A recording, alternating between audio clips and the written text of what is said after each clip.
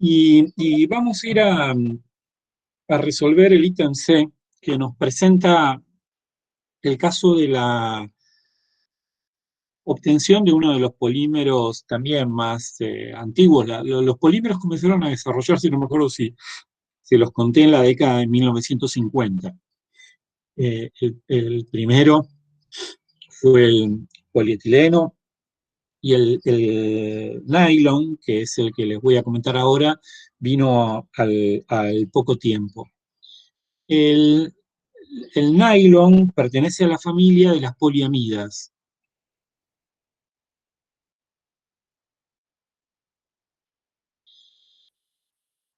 Y en el caso del nylon está sintetizado a partir de dos monómeros, uno un ácido, en realidad un diácido, es el ácido hexanodioico,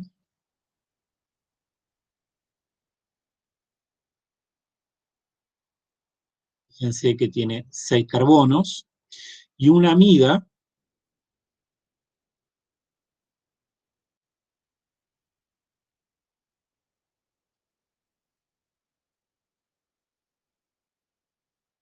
es la butenamida, 1,6 butenamida.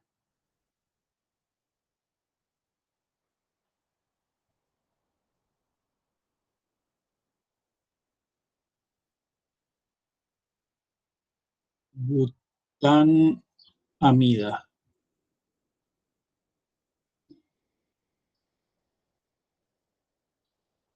Con diamida, en realidad. Diamina. Es otra estructura de 6 átomos de carbono. Fíjense que lo primero que pasa cuando yo pongo en contacto el ácido hexanodioico y la butandiamina es que ocurre una reacción ácido-base. O sea, si los mezclo a temperatura ambiente,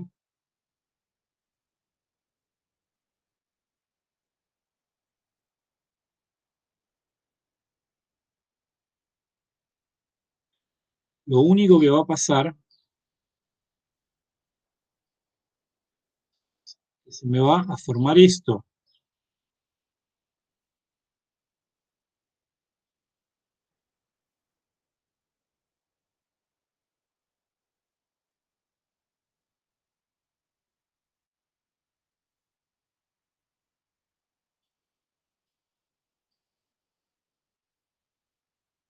Vamos a poner así.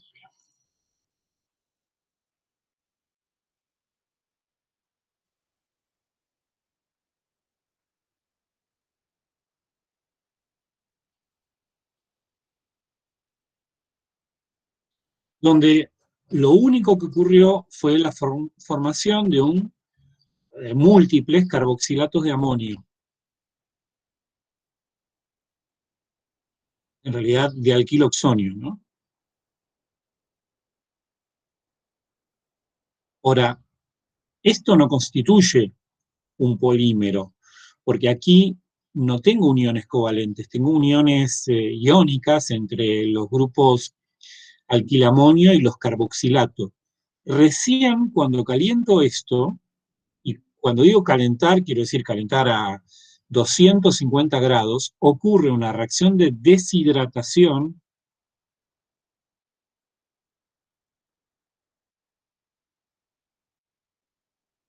que habíamos visto en el caso de la formación de las amidas, que yo les dije no tenía mucha utilidad porque muchos compuestos orgánicos suelen destruirse a esa temperatura. 4, 5, 6, 6.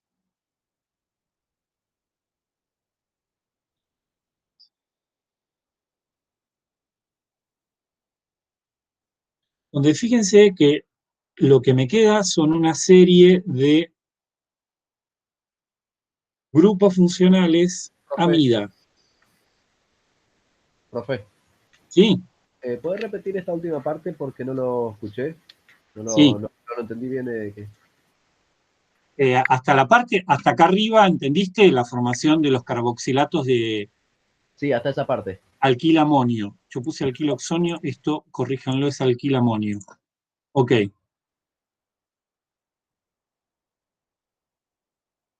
Habíamos visto una reacción, la pongo acá abajo como nota, cuando vimos la serie de ácidos y derivados, en la que decíamos que si hacíamos reaccionar un ácido carboxílico con una amina, lo que se formaba era el carboxilato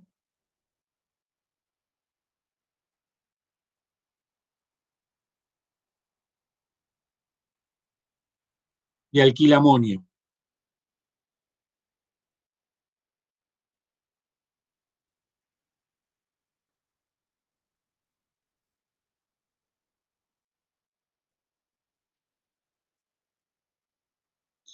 Esto es una reacción ácido-base, ¿sí? Es la que intenté plantear para el polímero acá arriba. En esa serie yo les había dicho que si calentábamos esto aproximadamente a 250 grados centígrados, por deshidratación se generaba la amida, pero que no era un método de obtención de amidas muy útil en términos sintéticos porque había que calentar muchísimo. Eso es lo que estamos haciendo acá. Estamos calentando, ¿sí?, para pasar del carboxilato alquilamonio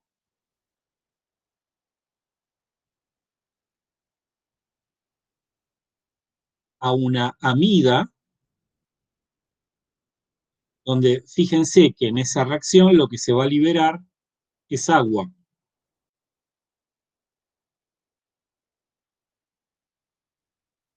¿Sí? ¿Cómo es el mecanismo de la deshidratación? No se preocupen.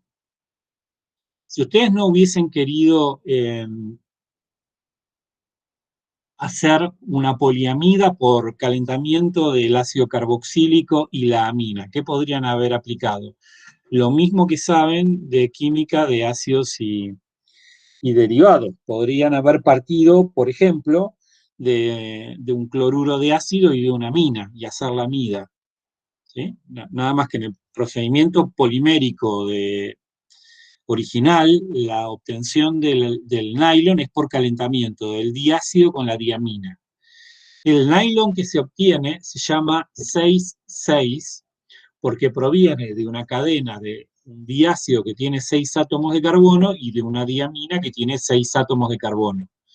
¿Sí? Fíjense que si intentamos representar en amarillo dónde está la cadena carbonada de la amina, la podemos ubicar ahí, y si marco en celeste dónde está la cadena carbonada del átomo del diácido, la tengo ahí. Ambas dos tienen 6 átomos de carbono. ¿Sí? Todas son de 6 átomos de carbono. Y por eso el nylon se llama nylon 6,6.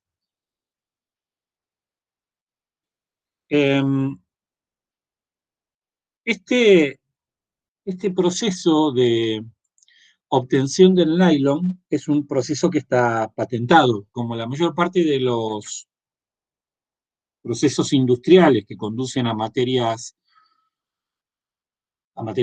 útiles, su fabricación está protegido por una patente. Eso significa que está protegido por una patente, que el inventor tiene derecho a usufructuar el descubrimiento. ¿Eso qué quiere decir? Que si nosotros queremos fabricar nylon con este procedimiento, deberíamos pagarle un canon, un royalty, a dueño que tiene la patente. ¿Sí? Las patentes no son eternas, suelen tener un periodo de duración determinado según la legislación de cada país.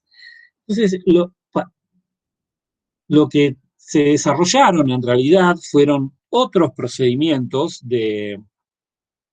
síntesis de poliamidas, tratando de hacerlo a partir de materias primas diferentes a las que usé en este ítem, precisamente para poder sortear las patentes originales de obtención del nylon 66. Y ese es el caso del ítem D,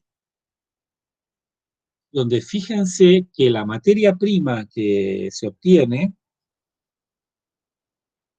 es una amida cíclica que tiene 6 átomos de carbono. 1, 2, 3, 4, 5, 6. 1, 2, 3, 4, 5, 6.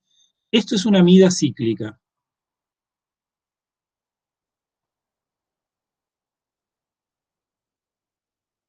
Las amidas cíclicas reciben el nombre de caprolactamas.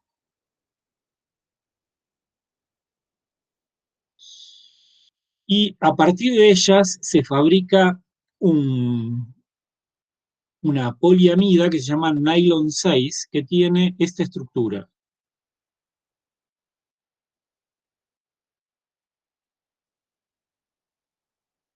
Pongo la estructura y después hacemos el procedimiento de obtención.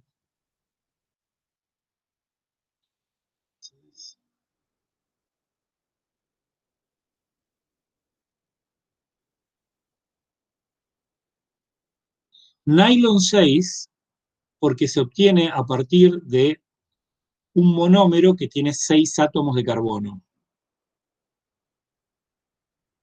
En el anterior, el nylon se llamaba 6,6 porque utilizaba dos monómeros distintos, un diácido de 6 átomos de carbono y una amina de 6 átomos de carbono. ¿Cómo es el procedimiento o el mecanismo de la polimerización?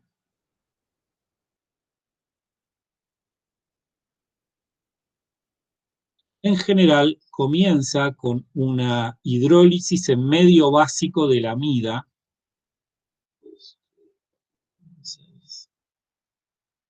En general, las hidrólisis de las amidas no son muy fáciles. Para hidrolizar, tengo que hidrolizar en un medio básico y calentar, pero lo que ocurre en esas condiciones no es otra cosa más que la reacción de adición-eliminación.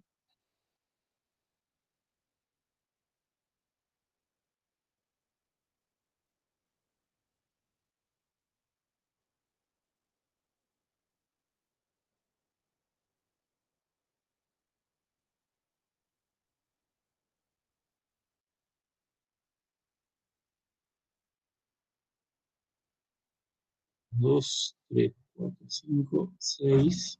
¿Sí? Este es el paso de adición. Ahora el doble enlace, la carga negativa restituye el doble enlace.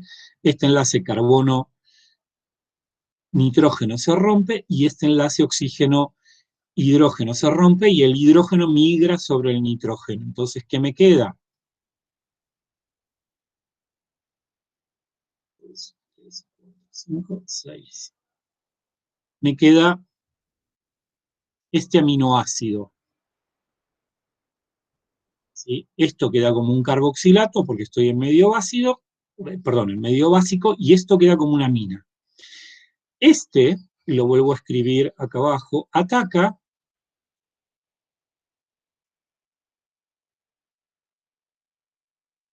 uno, dos.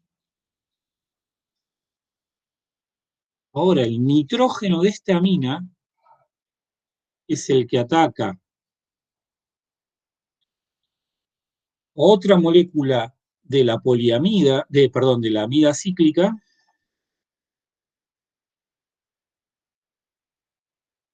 Voy a seguir en la otra hoja porque no me va a entrar ahí abajo.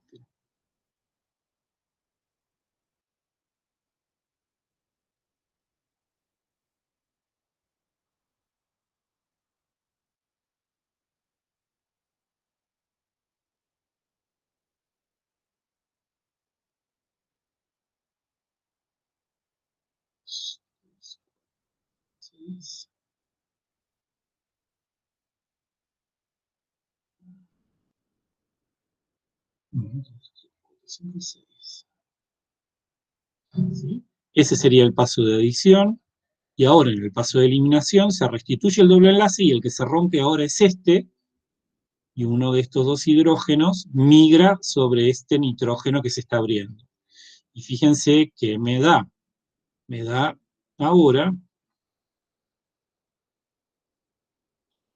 3, 4, 5, 6, NH, 2, 3, 4, 5, 6. ¿Sí?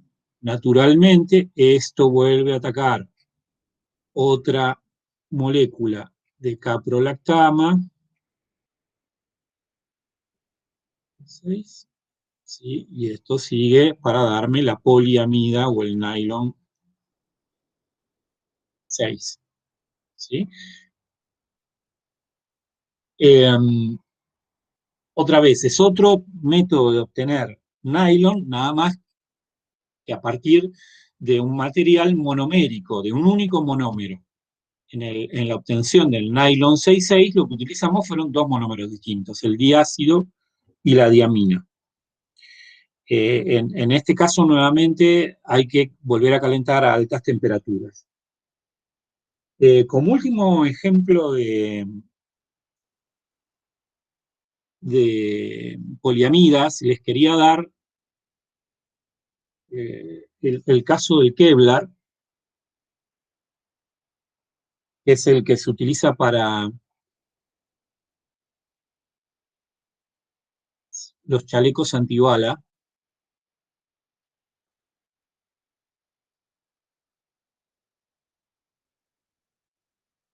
O sea, es un material, fíjense que es orgánico, de altísima resistencia, eh, casi más alta que el acero, nada más que es un material muchísimo más liviano que el acero. Por eso es apropiado para fabricar chalecos que resistan el impacto de las balas. Entonces, ¿cómo se obtiene? Se obtiene a partir del ácido tereftálico, que es este,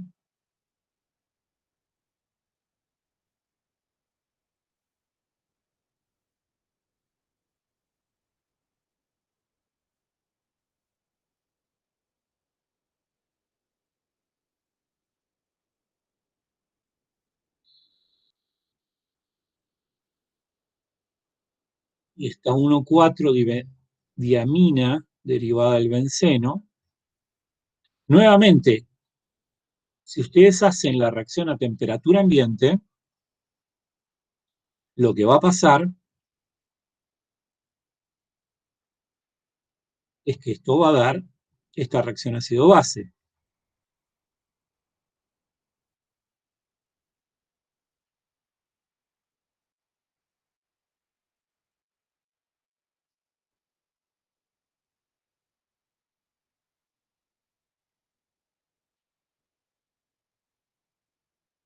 Recién cuando calienten esto a 300 grados centígrados, va a ocurrir una reacción de deshidratación, que lo que me va a dejar es este polímero.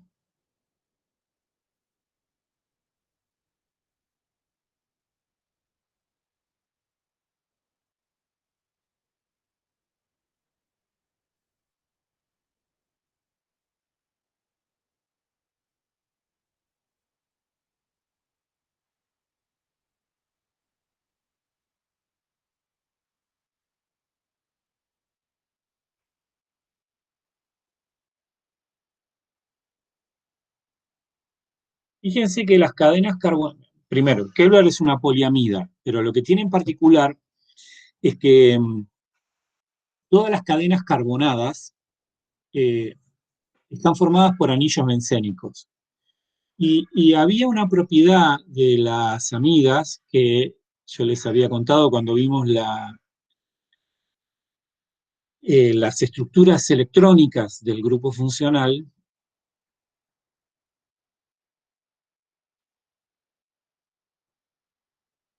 ¿Se acuerdan de estas estructuras resonantes?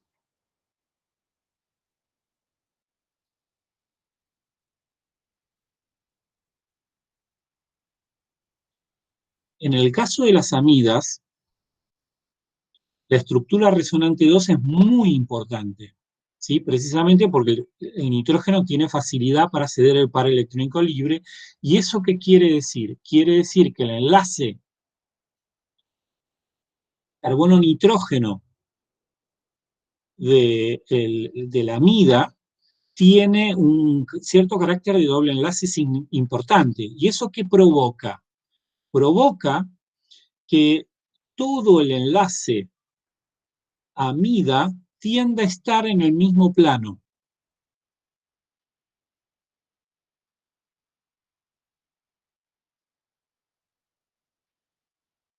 En este caso, en el plano de la hoja. Pero eso provoca también que los anillos aromáticos se ubiquen en el mismo plano también, de forma tal que queda como una cadena plana donde tenemos las amidas y los anillos aromáticos en el mismo plano. Entonces, ¿qué ocurre? Las cadenas paralelas de Kevlar se pueden acercar mucho unas a la otra, porque son como una, no sé si comieron alguna vez la pasta esa que es como una cinta, la cinta criolla, es una pasta plana, ¿sí? Entonces, una cadena se puede acercar mucho a la otra y se puede maximizar muchísimo las interacciones intermoleculares de tipo dispersivo. Eso es lo que hace que ese material sea tan resistente. Además, lo que aparecen son puentes de hidrógeno, pueden aparecer puentes de hidrógeno entre cadenas laterales, entre cadenas paralelas, ¿sí? de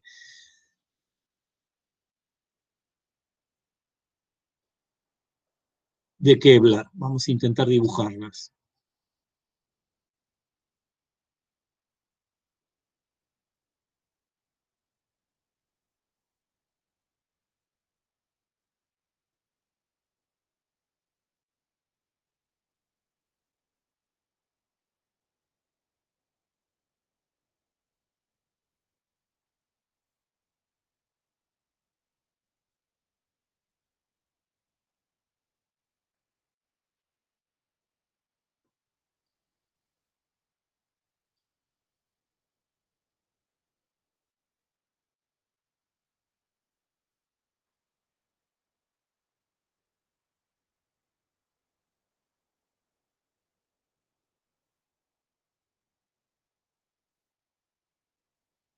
Fíjense,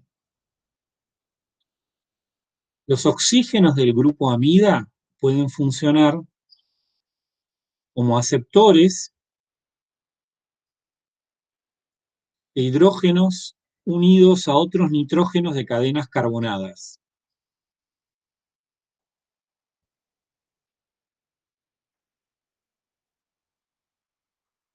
¿Sí?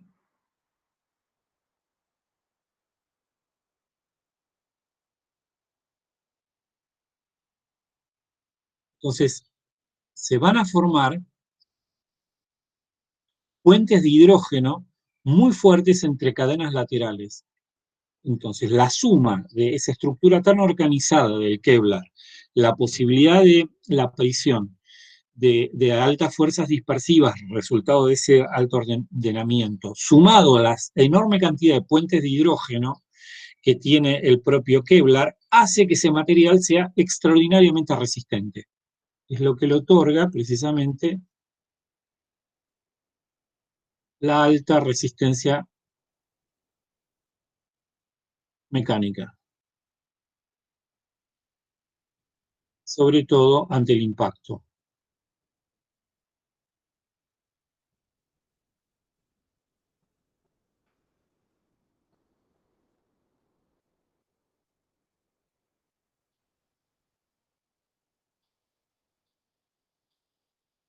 El último ejemplo que me queda para compartir con ustedes es el ejemplo de los poliuretanos. Los poliuretanos son unos polímeros interesantes porque con el poliuretano se puede fabricar espuma. ¿Qué es una espuma desde el punto de vista de material? Es un material al cual durante el proceso de polimerización se le puede inyectar aire. Yo les había dicho que eso podía ocurrir en el caso del estireno. Si durante el proceso de polimerización del estireno inyecto aire, puedo formar una espuma, que en el caso del poliestireno es una espuma rígida, donde el polímero ocluye aire adentro. Esa oclusión de aire en el caso del poliestireno lo que nos daba era lugar al telgopor, que era un material interesante porque al tener aire ocluido adentro de la estructura polimérica funcionaba como aislante térmico. Precisamente el aire tiene un coeficiente de transferencia de calor mucho más bajo que la mayor parte de los materiales. Si uno quiere hacer un aislante térmico y no puede hacerlo por vacío, como es el principio de funcionamiento de un termo, lo que le conviene es tratar de ubicar una capa de aire. Y ese es el principio del telgopor como aislante térmico.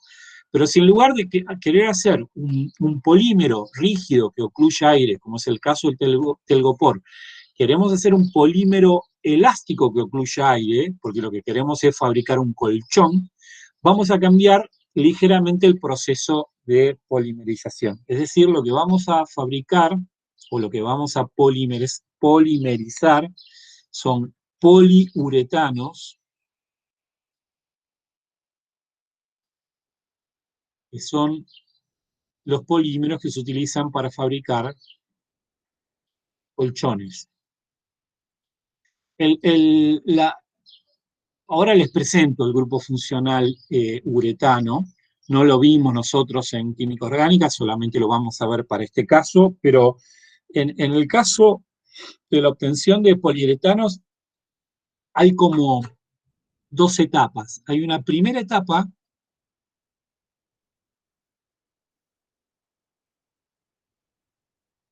donde lo que se construye es un poliéster,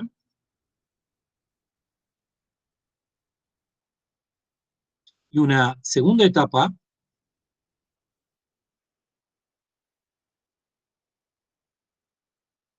donde ese poliéster reacciona con este compuesto que se llama difenilisocianato,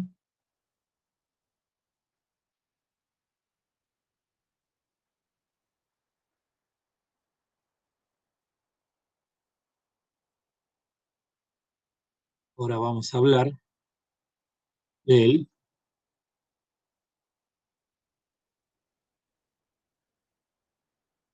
para obtener el poliuretano. Bueno, vamos por pasos, vamos a la primera etapa.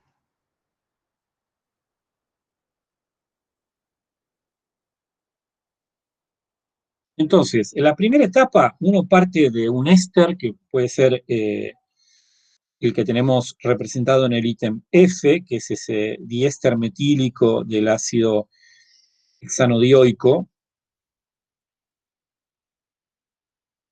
y sería el dimetilhexanoato o el hexanoato de dimetilo.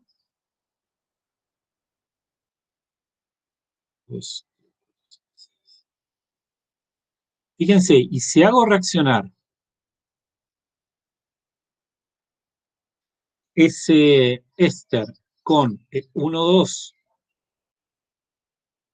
etanodiol, esta reacción ya la vimos. ¿Se acuerdan que es la reacción de sustitución por adición-eliminación?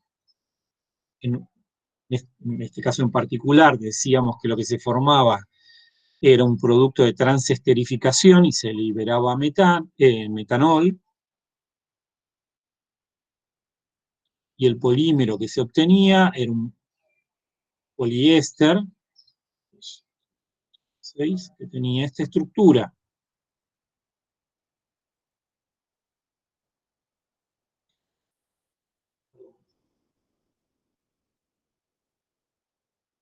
¿Sí?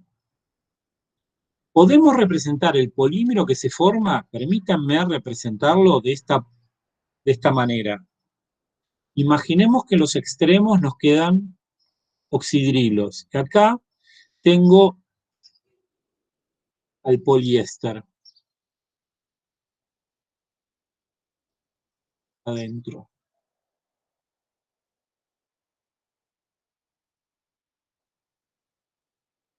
Y ese poliéster siempre va a tener en sus extremos oxidrilos, resultado que me va a quedar de la reacción de 1,2-etanol en un extremo.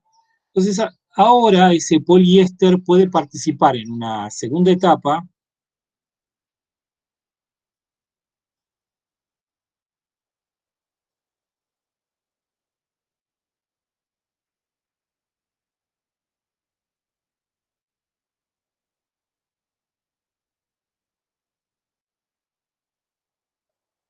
en la reacción con el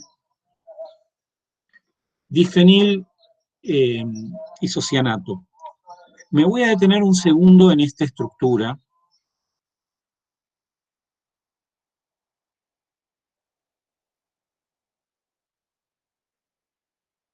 Electrónica.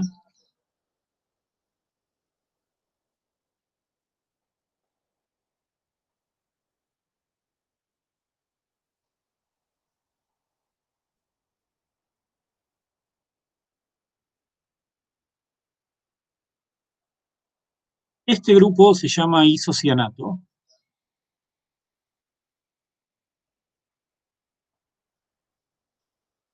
Es un isocianato orgánico, porque está unido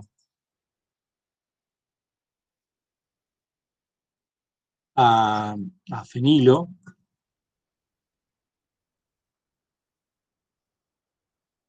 Y fíjense, si analizamos desde el punto de vista de la estructura electrónica este isocianato, creo que los puedo convencer de que este átomo de carbono tiene una alta densidad de carga positiva. Con lo cual, ese átomo de carbono va a ser susceptible del ataque nucleofílico. La particularidad del grupo isocianato es que cuando sea atacado por un nucleófilo, va a romper uno de los dos dobles enlaces, pero en lugar de romper el enlace carbono-oxígeno, como habíamos visto hasta ahora, lo que rompe es el enlace carbono, pp carbono-nitrógeno, dejando una carga negativa sobre el nitrógeno que se va a compensar inmediatamente con un protón. Ahora vamos a ver cómo. ¿Sí? Entonces, fíjense que el isocianato, en definitiva, es un electrófilo. Entonces, en esa etapa, si cierro la ventana para que está pasando.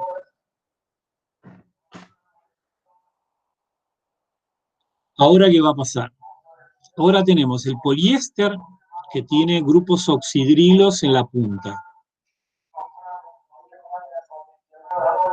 ¿Sí? Que puede funcionar como nucleófilo. Ese va a atacar a los isocianatos.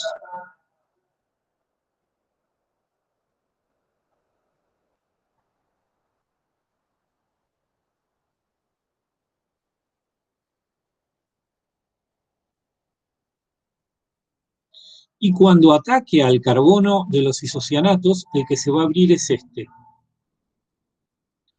Y este hidrógeno que estaba en el poliéster se va a ir sobre el nitrógeno.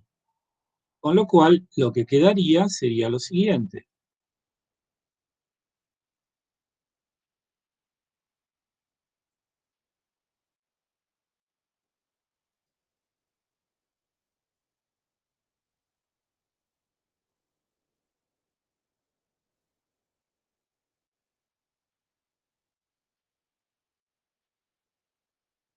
¿Sí? Este grupo isocianato que queda va a reaccionar con otro poliéster. ¿Y dónde va a ir a atacar? Va a ir a atacar acá. Entonces, ¿qué va a quedar?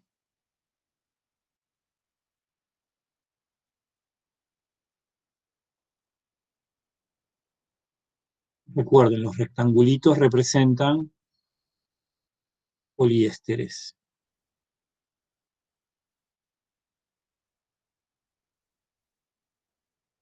Parece que acá me tragué un fenilo, esperen un coche. Acá me tragué un fenilo, sí. Vamos a corregirlo.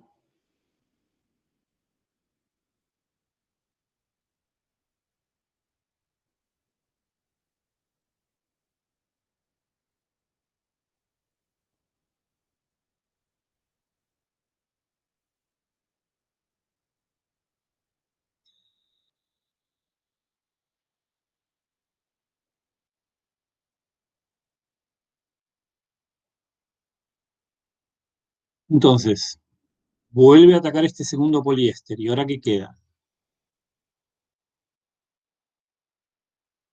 Me queda esto.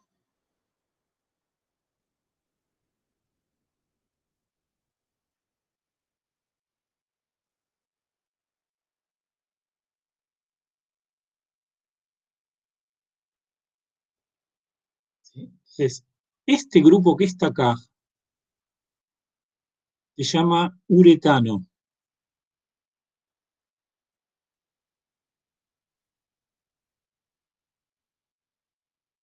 Naturalmente, ¿esto con qué sigue reaccionando? Esto sigue reaccionando con más difenilisocianato.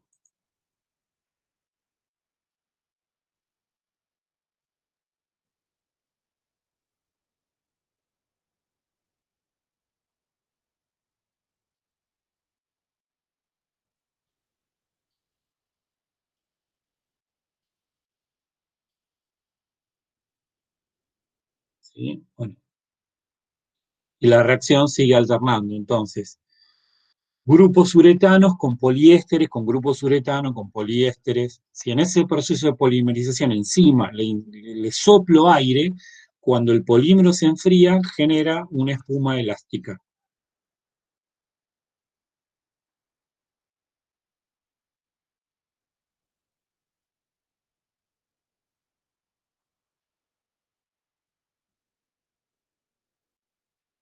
Como les decía recién, es la que sirve para hacer colchones.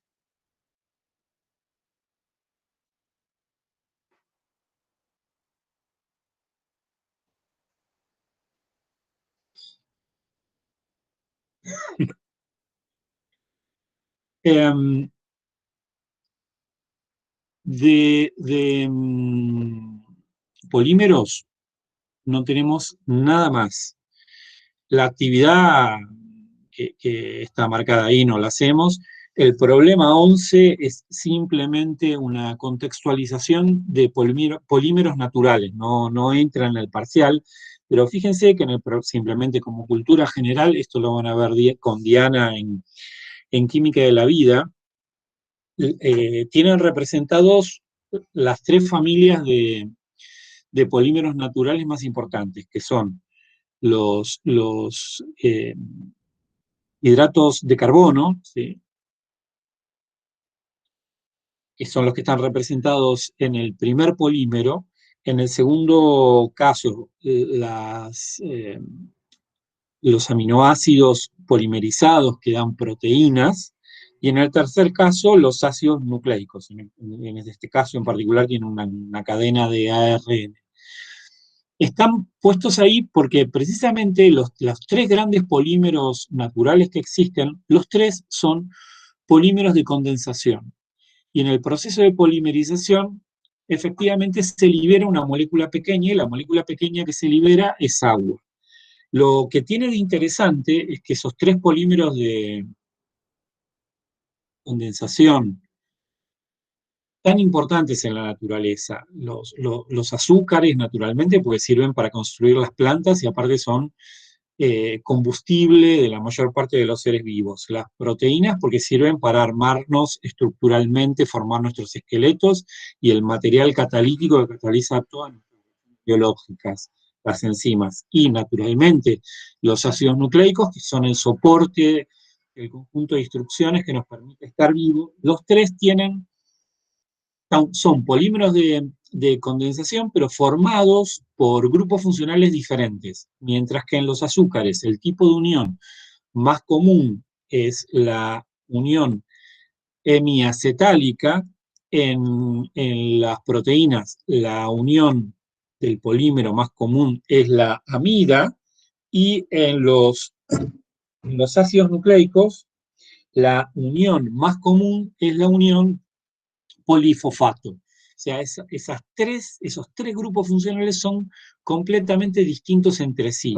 Y eso lo que le permite a la naturaleza es tener un conjunto de reacciones químicas separadas y distintas cuando quiera armar y desarmar un azúcar, armar y desarmar una proteína y armar y desarmar un ácido nucleico. Ustedes piensen que la naturaleza genera un enorme proceso de reciclado.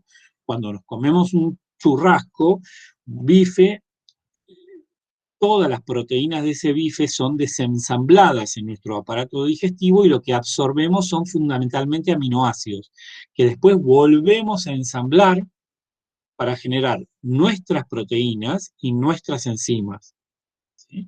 En el caso de los ácidos nucleicos también, los ácidos nucleicos se sintetizan a partir de estructuras monoméricas denominadas nucleótidos. Y en general, muchas de esas estructuras se desensamblan, se absorben y se reensamblan. ¿Sí? Pero no me voy a meter con eso, es una química fascinante, es la química de los ciclos biológicos que van a ver con Diana en Química de la Vida. Desde el punto de vista del parcial, con la obtención de poliuretano ya terminamos. Entonces, resumiendo, si quieren, la serie de polímeros naturales, tenemos dos grandes familias de polímeros. Los polímeros de adición, que son los que mayoritariamente se obtienen a través de un mecanismo radicalario, que a su vez dividiría en los derivados polietilénicos, el polietileno, el polipropileno, el teflón, el PVC, el alcohol polivinílico, y los derivados diénicos, como son el caucho sintético que vimos hoy. Después, tenemos los polímeros de condensación. Los polímeros de condensación se obtienen por una estrategia de polimerización diferente. La química de la polimerización no es radicalaria, sino que es iónica. En general, hacemos reaccionar dos monómeros que tengan grupos funcionales diferentes o un monómero que contenga dos grupos funcionales diferentes, y las grandes familias de esos polímeros de condensación son los poliésteres, los policarbonatos, las poliamidas y el poliuretano. Siempre en estos polímeros de condensación, en la polimerización se libera una molécula pequeña, que puede ser agua, metanol, etanol, fenol, pero en general hay una liberación de una molécula pequeña. ¿Sí? Me quería apurar un poquito porque lo que quería dejar era un espacio de consulta para cualquier problema, tanto de esta serie como de las series anteriores, así ya podemos arrancar hoy el repaso para el parcial del sábado.